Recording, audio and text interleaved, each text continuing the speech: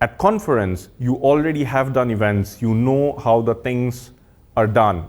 It's more about updating yourself of the new rules, the new bylaws, the new changes in processes, and hence what we do in conferences in World Archery also is we try to update, make our judges aware about the new interpretations and new laws or bylaws which has come into effect since the last Congress.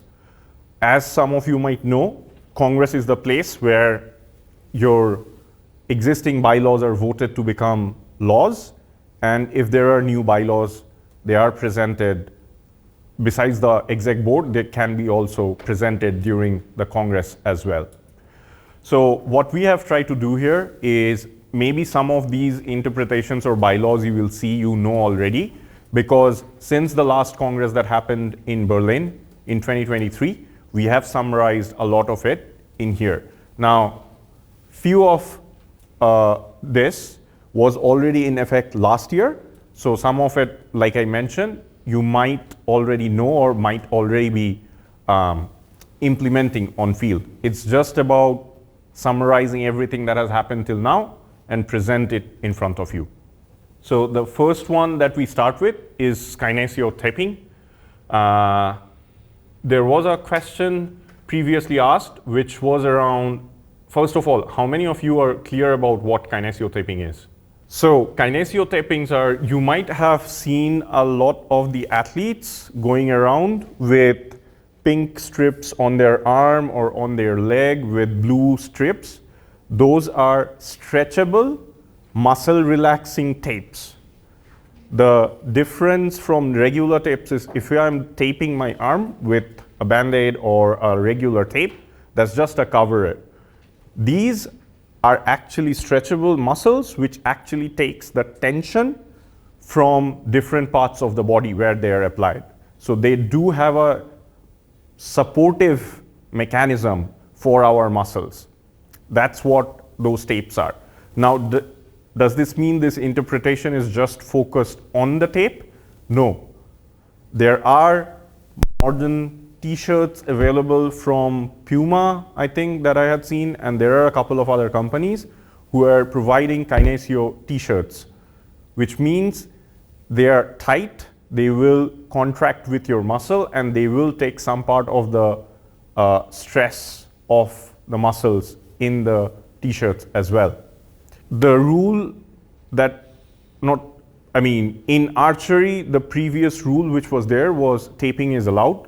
Now, there was an interpretation as well which definition of taping. But when those rules and definitions were given, at that point in time, sports medicine or sports physiotherapy was not that evolved that kinesio tapings were present. That's why we had raised a request to clarify from the sports medical committee if those tapings are allowed, and it's a majority of the decision. Those kind of tapings or those kind of t-shirts are allowed unless and until they are rigid in nature, that they prevent normal flexible movement of the joints. Some of the kinesio tapes also comes with rigid structures that if I am having it my grip or in my wrist or my shoulders or my bends, they will prevent any kind of flexing of my wrist. That is not allowed. So taping or compression shirts which is using kinesio technology is allowed as long as they are not preventing natural movement of our body. Making sense? The next one is around sports leggings. It does not come in our jurisdiction directly, but the reason we had to raise this is there was no proper definition of, we had this definition in our dress code that you can't have something which is shorter than your knees and all that, but leggings have been something which is controversial because we have not traditionally allowed leggings earlier. and it's something which is adopted by sports world for running and other things. So there was a question that was raised, not by us, but by some other committee, whether sports leggings will be allowed or not. So whether we like it or not, that's a separate question, but now sports legging has been allowed by the board. So I think everyone is familiar with what leggings are. Yeah, right. So you can, and with the new change of the wordings and gender neutrality in the rule book, we don't have any more his, him, or her, or she. So now it's everything is theirs. So men, women, irrespective of anyone, everyone is allowed to wear leggings in the field of play. If someone has observed the Paris Paralympics, you will realize that the Australian, the national uniform of the Australian team was leggings, which even the men who were shooting there were wearing throughout the event.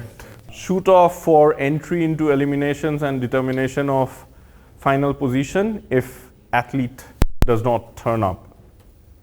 So there was a question which was asked, like, if we do not have, which we are talking about, right?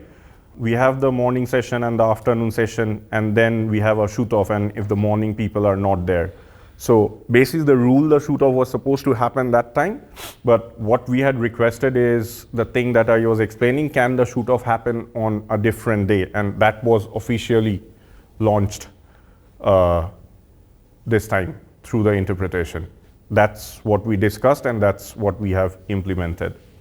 The next one is scope allowed in the coach's box in finals if athlete or team does not have a coach present?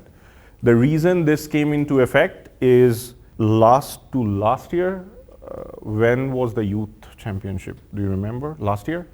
I think it was last year, 23, yes.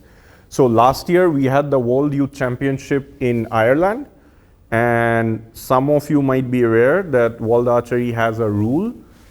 If there is too many officials on the field of play, they are kicked out of the field of play, and if they still try to come back in again, then you have a suspension for the officials, first for the day and then for the entire event. Meaning the team will be there, but there will be no coach or manager who will be allowed to go in the venue. Now, if this happens during a qualification or a ranking round or an elimination round, this means your athletes, if they enter the final stage of the competition, they will not have a coach or a manager to go with them and stand in the coach's box. And hence was the question raised, athletes are not allowed to carry scopes. How do we go to spot the arrows? Because athletes are not allowed. I don't have a coach or a manager, so there is no option. The ruling here is, if we don't have a coach and if we don't have proper video screens where we can see the arrows, only then will we allow to have a scope in the coach's box even when the coach is not there. So after I shoot an arrow, the other team member can go to the coach's box and see where the arrow has landed.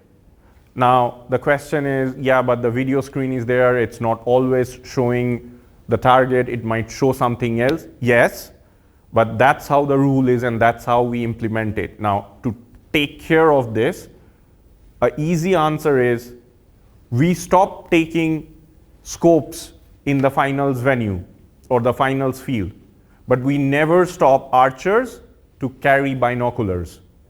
So if you want, your archers can carry binoculars to the finals field of play if they don't have coaches. No one is going to stop them.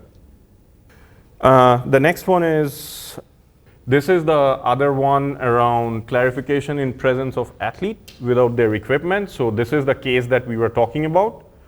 We are there, we have just one arrow. Are we allowed to shoot? Or we are there, we have forgotten to bring anything along with us.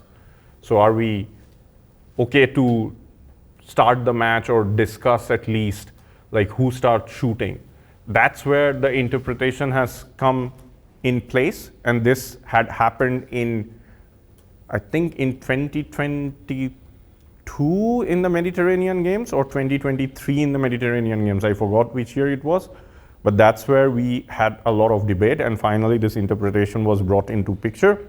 We had a long discussion about this, so just to summarize and help you remember that again, if it's the simultaneous shooting, when we are starting the match, you need to be there with all your equipment. If being present means present with all your equipments for simultaneous match at the start of the shoot, or else it will be forfeited. For alternate shooting, when the match is being decided, being present means being physically present. Now you might not have your equipment at that point in time, but when the match is starting, and starting means the marshal is telling us, okay, now you can go in the field of play. The introductory part starts, not the start of the match. So when the marshal is leading you to the field of play, at that point, if you don't have your entire setup with you, then it's forfeited. Okay, split cables. I think in the morning you were showing or David was showing? David, you were showing the cable. Yeah. So the picture that David was showing in the morning where the stopper was there and it was touching the hand. So that similar kind of a thing happened last year, and hence from one of the countries there was a interpretation request is what does it mean, because there's a word called consistently touching the arm, and this word consistently has become the issue of everything. What does it mean that you are consistently touching? To give you a background, and this does not affect our judging, to give you a background why this was told is you are shooting the bow. Let's imagine you are at full draw, and like you saw in the picture, it's touching your arm starting from the drawing of the bow till you release the bow. Consistently touching? Yes? No? Yes, of course. Of course. Perfect. You are drawing the bow, it's not touching or anything. Just before you release, it touches your arm and you release. And it's happening not in one shot, it's happening repeatedly in all the shots. Is it a consistent touch? Yes. How do you see that's a consistent touch? That's why this point was highlighted. Because as a judge, we are not looking, and this is in qualification round, so we are not looking just at one archer all the time. That was what the entire mess was about. Like, what does it mean to say consistent? Because so far we have been like, while we are drawing the bow and releasing, is it that entire duration of the bow or that entire duration of the shot it's touching our hand or not?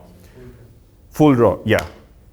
So after a lot of discussion with the technical committee, the target committee, or yeah, I think the target committee was there. So with the technical committee, judges committee and everyone, this was said like, step one is throughout the draw if it's touching.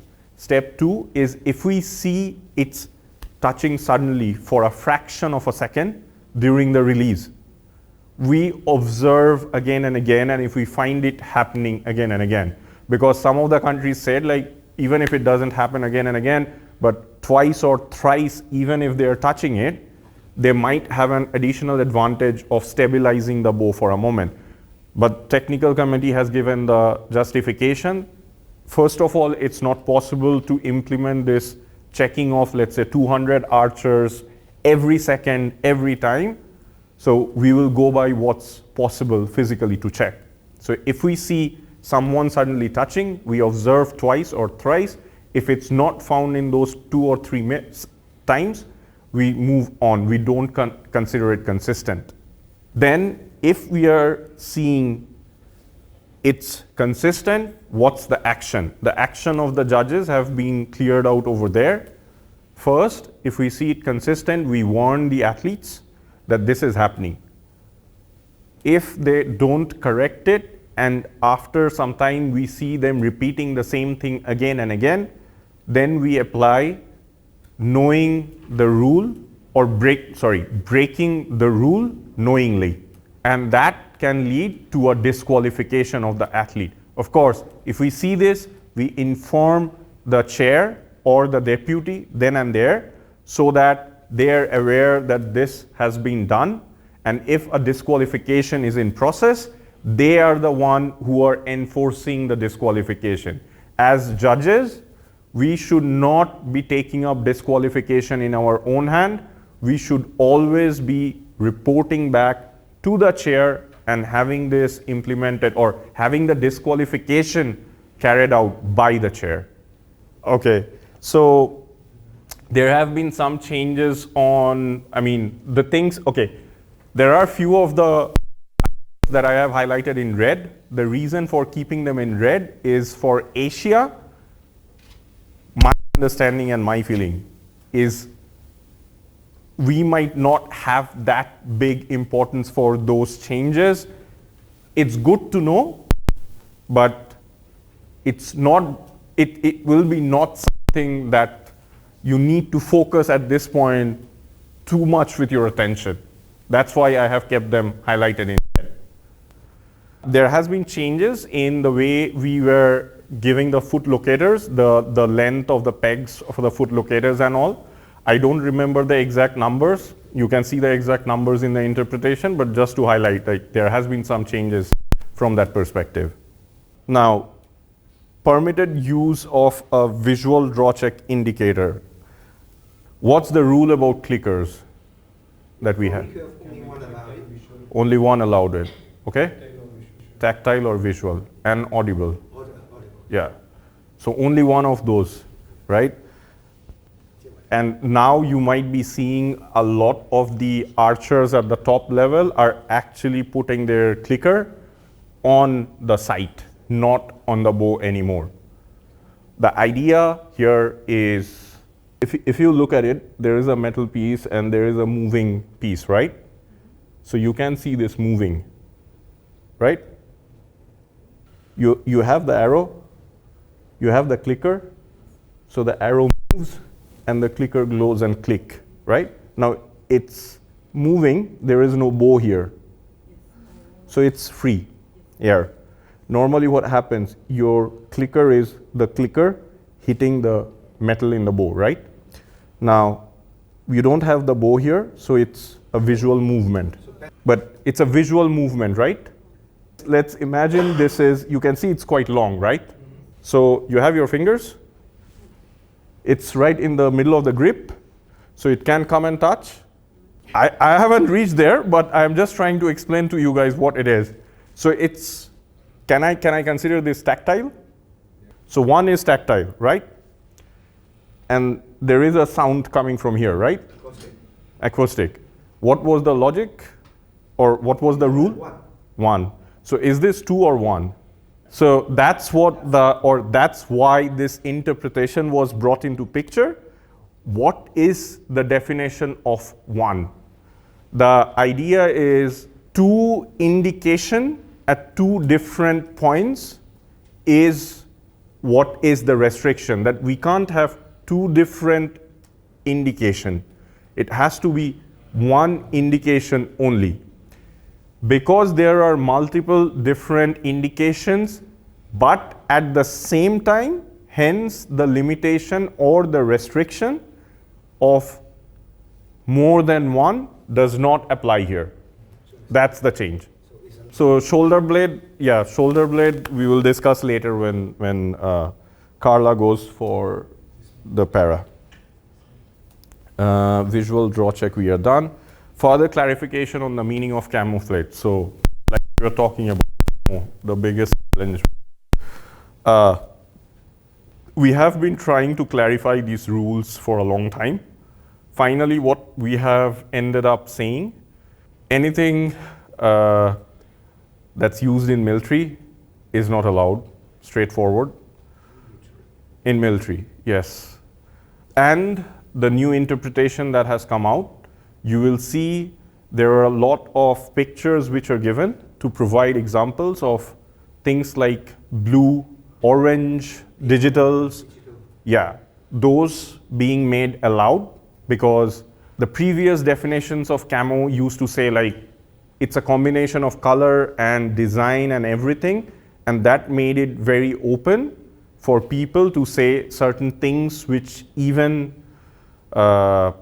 was clear that it cannot be a camo. So for instance, if I'm talking about, let's say, a blue jacket with different shades along with patterns of, let's say, grass or leaves on it, it can still be considered a camo if you're talking about being used in Navy or somewhere from military, and the word camo comes from that military concept.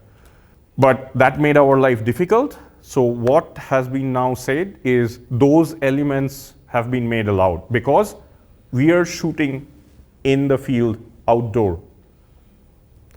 Is it something that's going to hide the athlete from the visual range? The answer is no. So the concept of camo is as long as it's not going to hide you or not going to let you be seen in the field, we go ahead and allow it.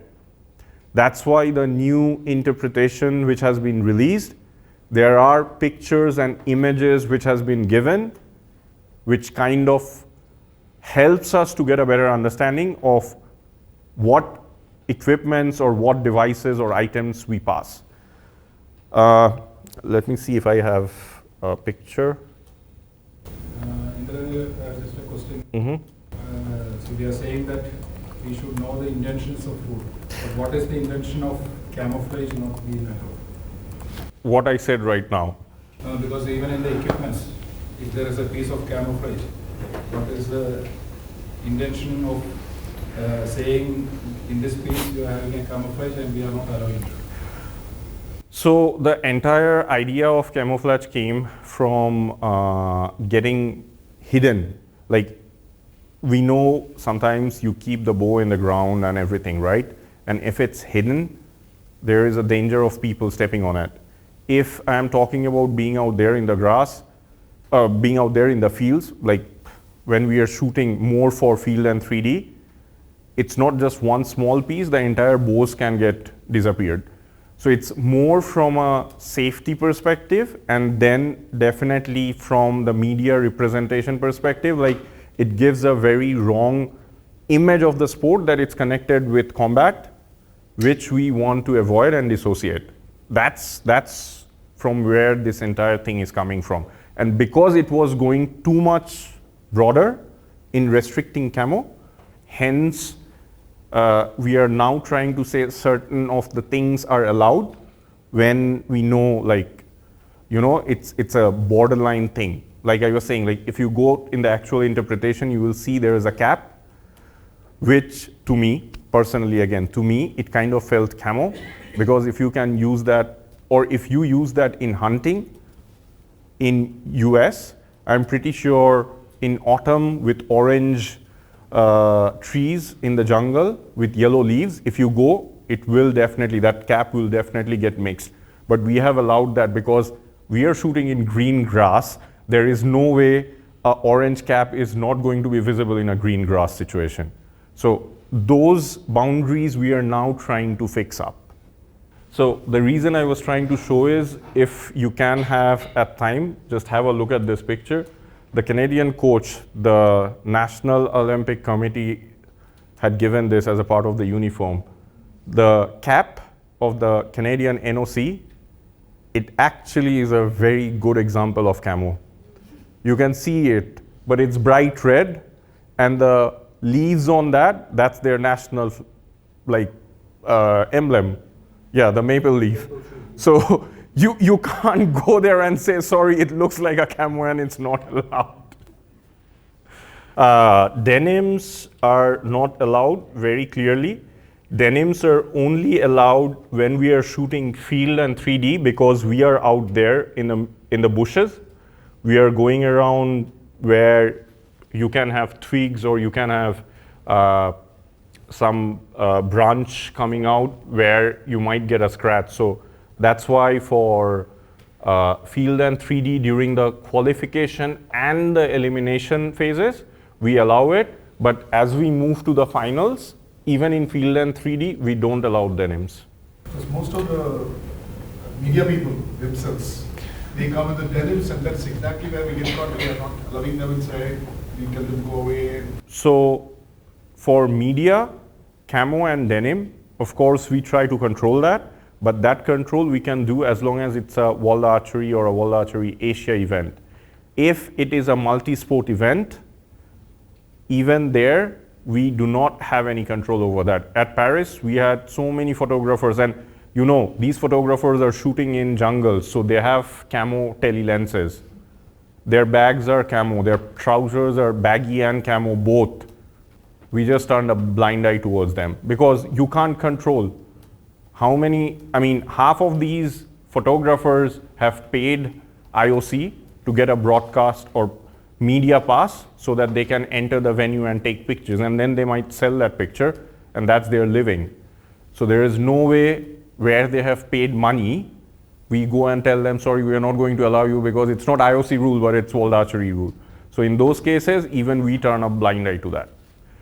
We need to understand applying these rules, on whom we can apply these rules, and on whom we can apply these rules, and in what context we are applying these rules.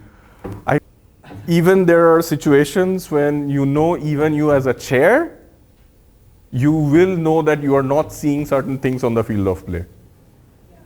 You will, we all are knowledgeable enough to know where we can enforce and where we don't see. So that was all that we had covered in interpretation. Now for bylaws. The changes that has come into picture. Target face setup for mixed teams or doubles. This was understood previously. So from after the end of the qualification, we are moving into elimination, and we have a shoot-off for, let's say, the 16th or the 24th position, depending on what we are shooting. So it's a shoot-off. Like we discussed the other day, the shoot-off is either single target for individual, or for the team, we were talking about the ABC setup, 3 faces for compound. A, B, C, for team, 3 arrows. Now if it's mixed team, we have 2 archers, or if it's para, we have doubles, we don't have teams anymore.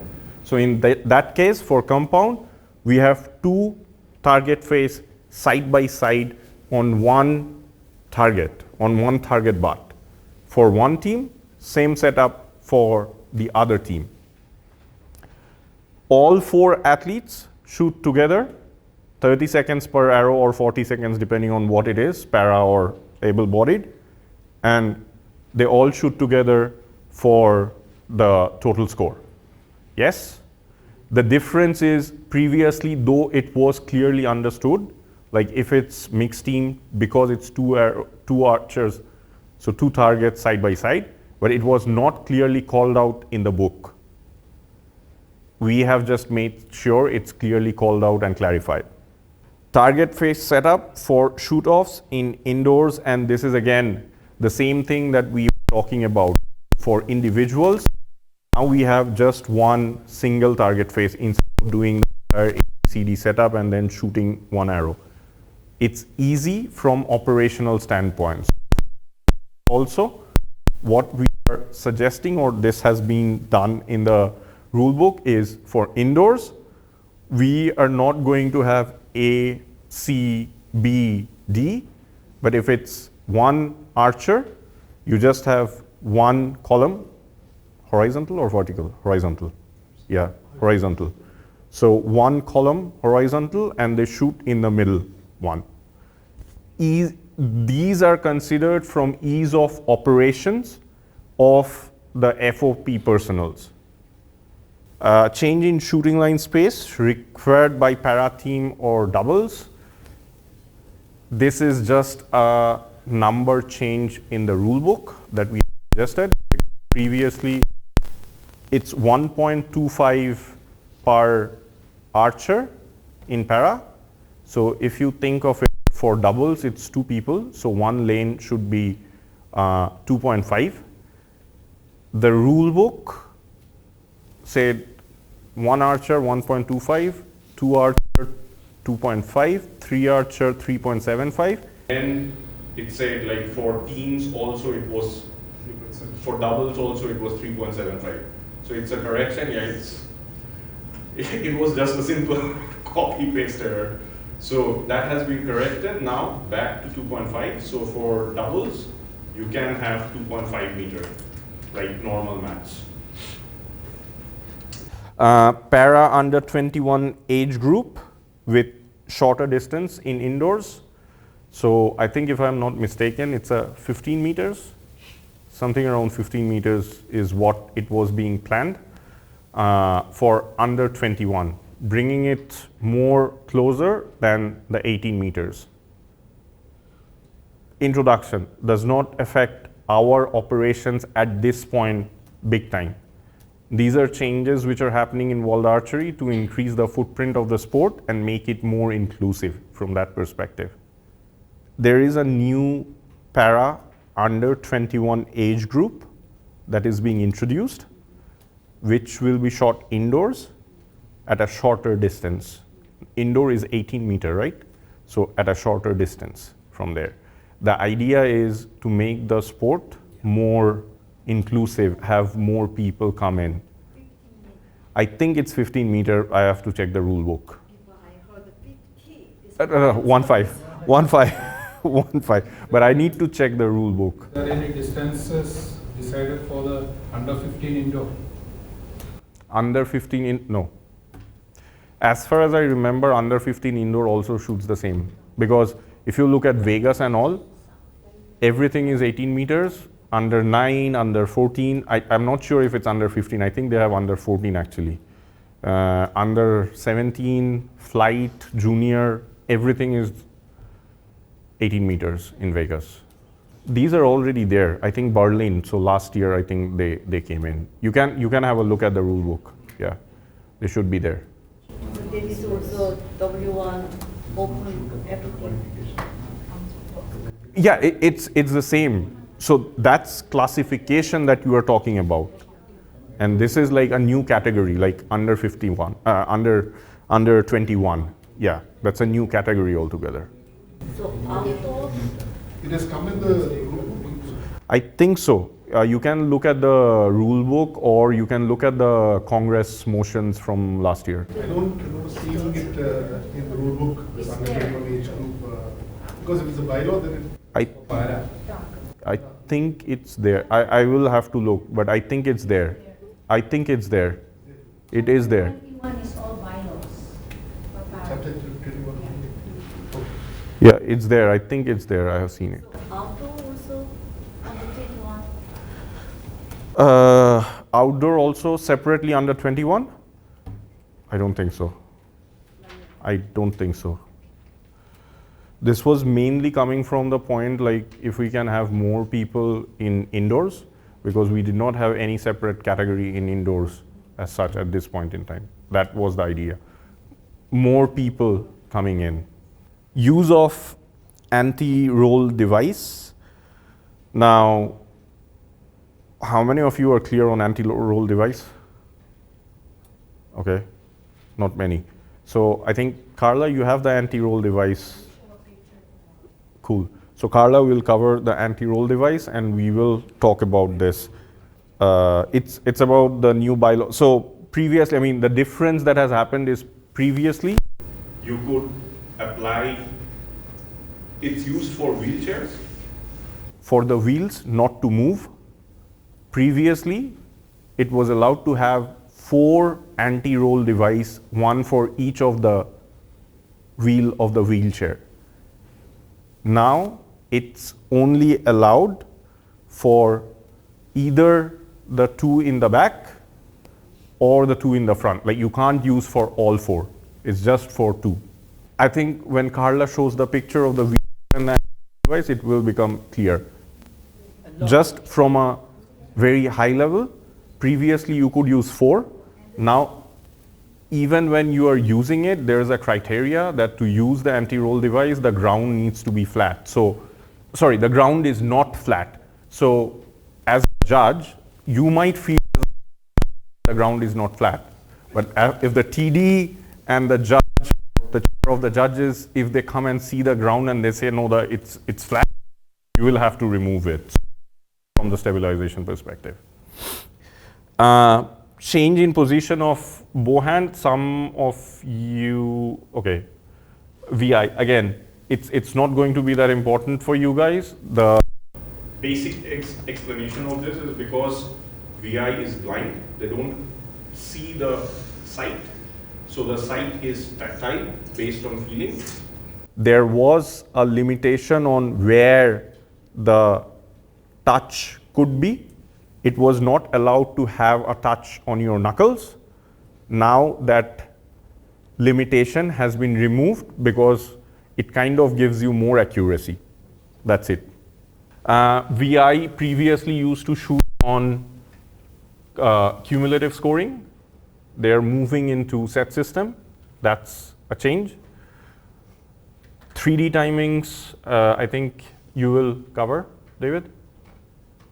Yeah, okay. So at a very broad high level, what changes has happened? Number of arrows that we shoot in 3D across different formats, like in the doubles, or sorry, not doubles, in the teams or in the individual at the ranking round versus at the elimination round, those has changed. And basis that, the timing at each category or each event, if I say it that way, that has changed. So I think David, you'll take care of it in the field and 3D part. Removal of mandatory nameplates in elimination matches. What it means is previously, if you remember, there used to be nameplates to show who is shooting versus who. That has been taken off. The idea behind this is World Archery is trying to achieve more sustainable goals, and to have those printed, that means we are using a lot of paper. How are you going to identify if an athlete is standing in the right place or not? Of course, you can go at World Archery level, the judges have the PDAs. If you are not at a World Archery tournament, maybe a World Archery Asia tournament, if you have a PDA, you can go in the PDA and check. If you don't have, if the results is still being provided by Yanseo, you can go to the website through your phone and check it. If not, what we are doing now is the back number which is given. The back number itself has 1/16 target 21, 1/18, 1/8 target 2. So that entire sequence, instead of the front, is now being printed in our back numbers. So you have one piece of paper serving both the purposes. That's why this rule, removing of the nameplates. It's a different way of working for us judges, but it's a good way of working towards contributing to the environmental goals. This is from NEAMS last year. What's the problem? If you look at the way the athletes are standing, and this is what has started happening in indoors, people have started moving forward towards the targets, and they're pushing the limit to go and touch the shooting line. Our rules say with both feet across. Does it mention that you can't touch the shooting line or you can't be there? There is no definition of that. But it's a big problem. Why? There was some analysis done by coaches committee. I don't know what model they ran, but they ran some model. And what they came up with is, if we do this and we are able to even gain like 20 centimeter or 25 centimeter forward, that's approximately 9 or 10 points. When I say points, it's basically the 9s which are hitting and missing the 10 ring.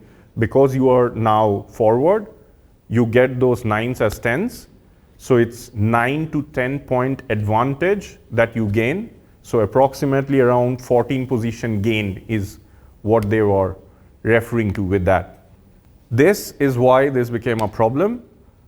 Do we have any rules so far? No.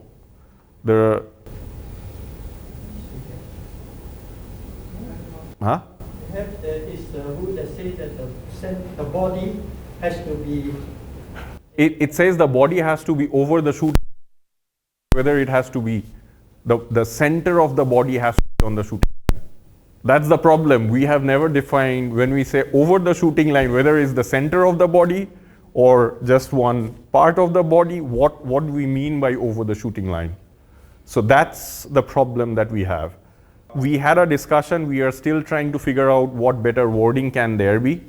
We have not been able to find it, because the moment we say the center of the body needs to be over the shooting line, everyone knows how do you judge it, and does that mean every judge has to go and let me check where you are on the shooting line. So how do we enforce that? We also need to be cognizant of the fact it's enforceable by our judges.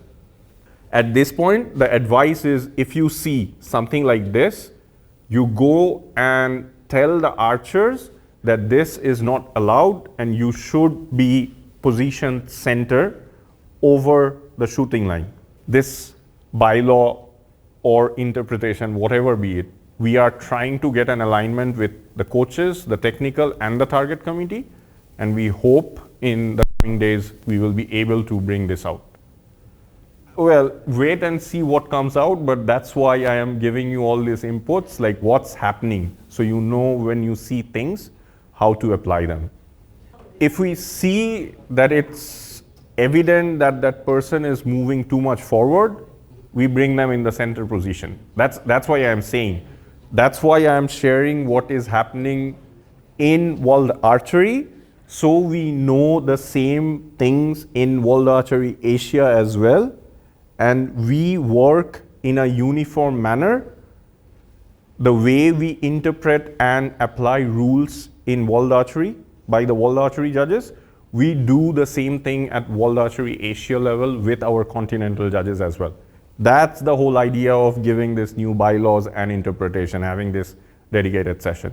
This does not matter to the archers who are actually shooting good, because when you are seeing this, all these are medium or average athletes who are doing this, because like I said, for the top athletes, it does not make any difference. They will shoot 10s.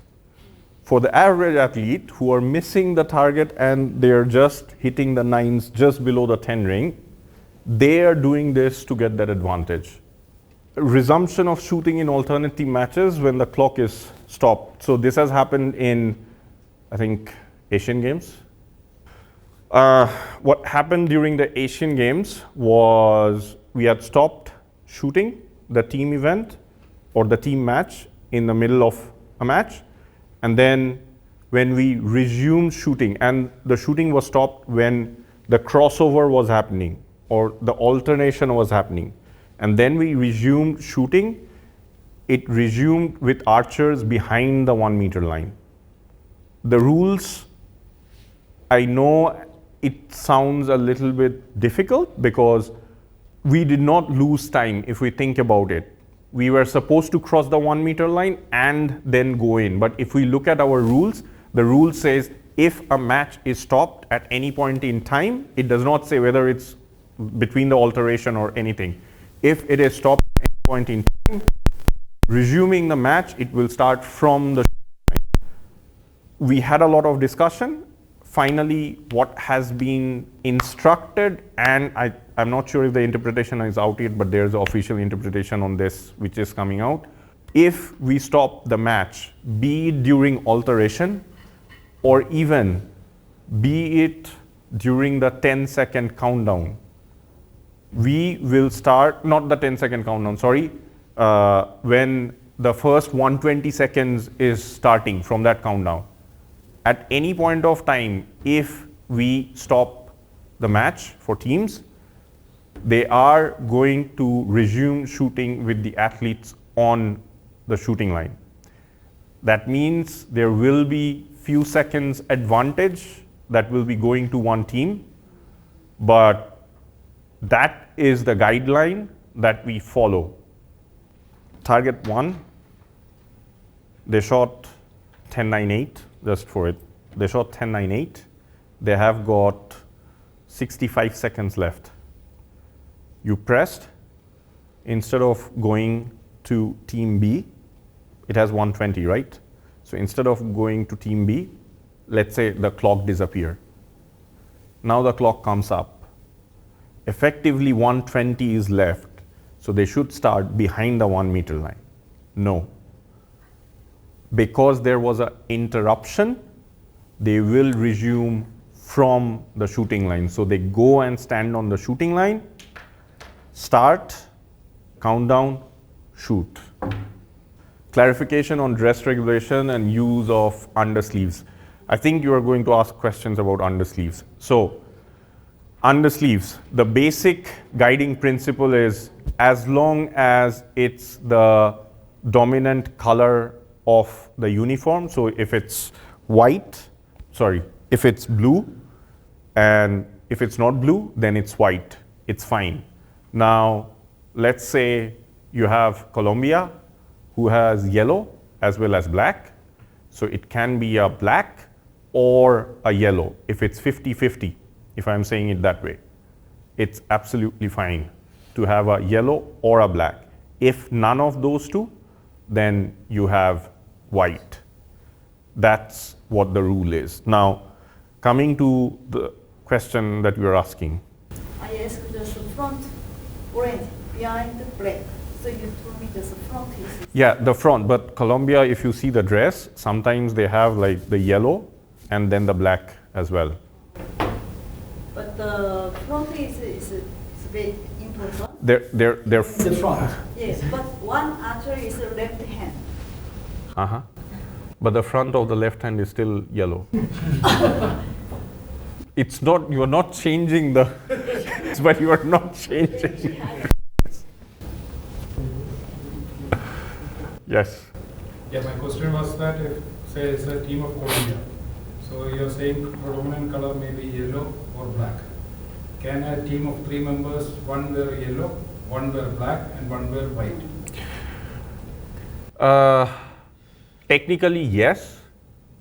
Again, technically, yes, but not everything is how it is written. So if I see this, my advice to those teams will be, please have one uniform undersleeve.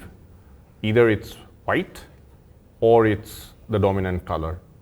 The idea is to make it look good on camera.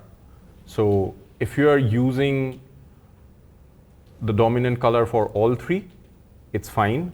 Or let's say someone is using white and someone is using yellow, that can still be acceptable as long as it's not looking too bad on TV.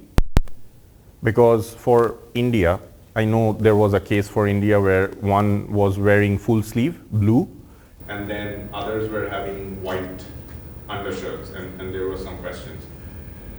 Now, if someone is wearing a full sleeve and the others are wearing either blue, same color undersleeves, it's fine. If others are wearing white undersleeves, that's also fine, because we don't have any restriction on the length of the sleeve. That's the choice of the athletes. So, difference in sleeve and sleeve of your shirt and undersleeve color in a team is fine, as long as, and this is more of a guidance by working with or in sync with our broadcast and media team, as long as it's not looking too bad on TV. Then the same answer if they have like 2 sleeves different colors, like just theoretically, like they No, that will not be okay, because two sleeves, different color, means two different uniform. No, I mean just in case maybe they One have blue like and one white. half yellow, half blue T-shirt. Ah, okay. So yellow and blue. Okay, you half yellow, half blue. Okay. Uh-huh. Then can they go like the same answer will be like it's not like It's yeah. So this one, yeah.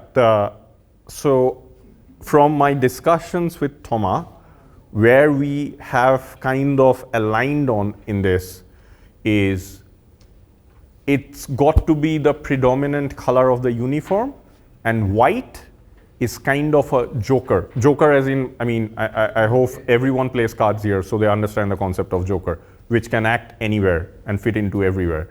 So it's basically looking good, and to make it look good, we use white as the joker rather than using multiple variations. Clarification regarding the use of tablets. So recently in para, there has been interpretation, recently as in like 1.5 years back, that you cannot use your tablets on your scope to magnify the zoom or magnify the vision. The whole idea was for athletes on wheelchair who can't bend and see the scope, if it can be made a little bit easier to show the scope, arrow positions by using the digital displays in front of the scopes. The interpretation was not the interpretation. The request was denied through this interpretation, suggesting we cannot allow to use electronic items on the shooting line. Now, the problem that we found here is there is an interpretation much earlier than now that exists, which allowed digital scopes. So digital scopes were scopes with electronic stabilizers inside of them to balance the images. And those elements were allowed, saying that as long as the communication is not there, electronics which are helping in stabilizing vision is same as using a PDA in front, which is used to just put the scores. So these two interpretations kind of contradict each other. We have highlighted this to the para community, and we definitely hope that we will be able to sort this out and simplify this in the coming days. It's the same thing. You have a mobile phone in front of you, right, in the shooting line. Now you can use it just as a PDA to put scores, as long as it's airplane mode, or you can use the communication. The whole idea is to stop communication from the shooting line. So if you are allowing them to browse through things, it's the same thing.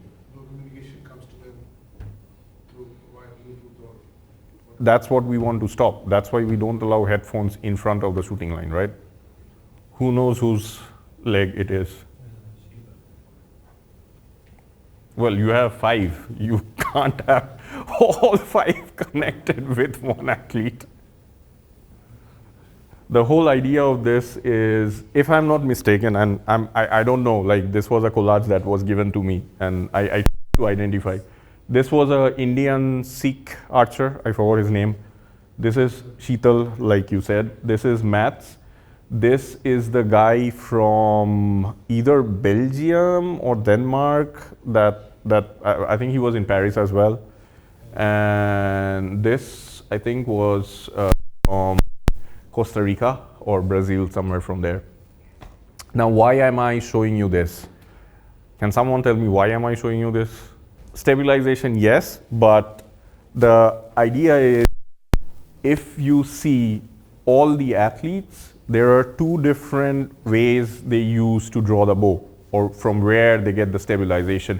One is definitely the string stops giving them the touch with the ankle, as well as if you look at Matt's draw, he uses the side of the bow with his feet to get more stabilization. So the stabilization might come from your backstops, or string stoppers, or it can come from the side of the braces as well, like Sheetal has this, Mats has this.